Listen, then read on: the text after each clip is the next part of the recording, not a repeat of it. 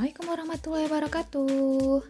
Hello friends, in PLBG lesson this week, we would like to learn lesson 11, we play with a string telephone.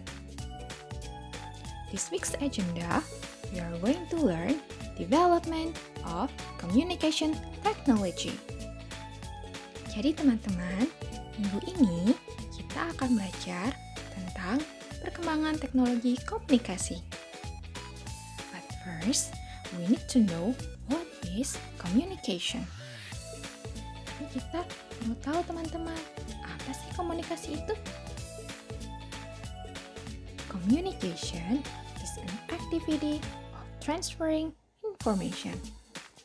Komunikasi adalah suatu aktivitas penyampaian informasi. Communication can be done in two ways, that is direct and indirect. Jadi komunikasi itu bisa dilakukan dengan dua langkah teman-teman. Yang pertama adalah direct.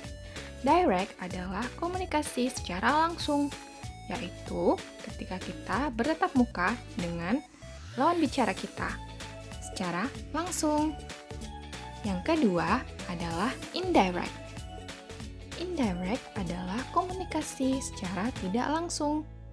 Contohnya adalah ketika kita berkomunikasi melalui atau menggunakan gadget, atau menggunakan smartphone kita, atau menggunakan video conference, seperti yang biasa kita lakukan di Zoom.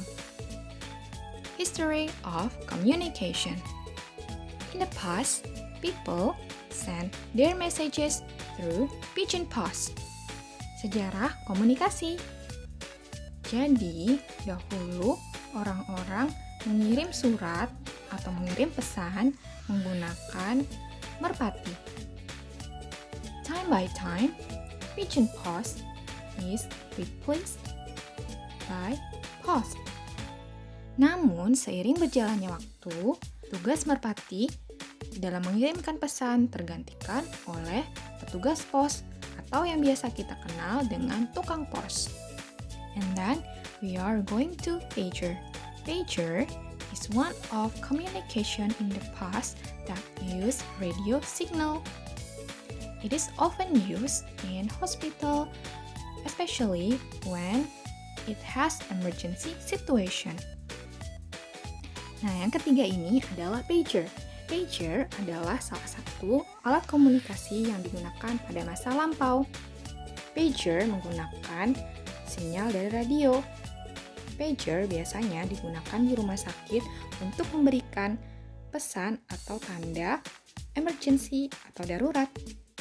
Meskipun pager lebih canggih dibandingkan mengirimkan pesan melalui pos, ternyata orang masih memilih untuk menggunakan pengiriman pesan melalui pos. The next is SMS or short message. Yang keempat adalah SMS. SMS atau yang biasa kita kenal dengan pesan singkat adalah salah satu alat yang biasa kita gunakan untuk mengirim pesan. Namun, meskipun sekarang sudah lebih maju, kita masih menggunakan SMS. The last is email. Email is a tool to send messages. We can send document and many things in email faster and also with a low cost. Nah, yang terakhir adalah email. Email adalah sarana komunikasi yang bisa kita gunakan untuk mengirim pesan, mengirim dokumen, mengirim video ataupun audio dengan cepat dan dengan harga yang murah. Now we are going to learn about the next of history of communication. Look at that. There is string telephone. So in the past, we like to play string telephone. And then time by time, finally it comes out bell telephone. Dahulu kita suka sekali bermain telepon-teleponan menggunakan kaleng.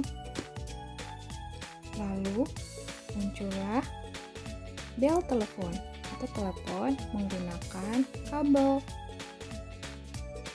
Telepon ini ditemukan oleh Alexander Graham Bell. Meskipun telepon ini adalah telepon lama atau telepon zaman dulu, namun kita masih menggunakannya loh teman-teman. The next is mobile phone, atau yang biasa kita kenal dengan telepon genggam. Nah, telepon genggam ini menawarkan fasilitas pengiriman pesan singkat atau SMS dan telepon pada umumnya. Yang terakhir adalah smartphone. Smartphone ini adalah telepon genggam yang lebih canggih dibandingkan mobile phone, teman-teman. Nah, smartphone ini memberikan fasilitas yang lebih banyak daripada mobile phone, yaitu kita dapat mengirimkan pesan singkat atau SMS. Kita juga dapat bertelepon. Kita juga dapat melakukan video call. Jadi kita bisa menatap orang yang berbicara dengan kita melalui layar. Kemudian kita juga dapat mengirimkan email, sehingga kita dapat mengirimkan dokumen. Selain itu masih banyak lagi fasilitas yang bisa kita dapatkan di smartphone. The benefit of communication tool. First, it facilitate long-distance communication. Second is getting information easier and faster with a low cost. Manfaat menggunakan alat komunikasi. Pertama, memudahkan komunikasi jarak jauh. Yang kedua, kita dengan mudah mendapatkan informasi dengan cepat dan dengan harga yang murah. Ethics of communication. Etika dalam berkomunikasi. First, speak clearly and politely. Yang pertama, berbicara dengan jelas dan sopan. Second, listen when others speak. Yang kedua, mendengarkan ketika orang lain sedang berbicara. Third, avoid interrupting.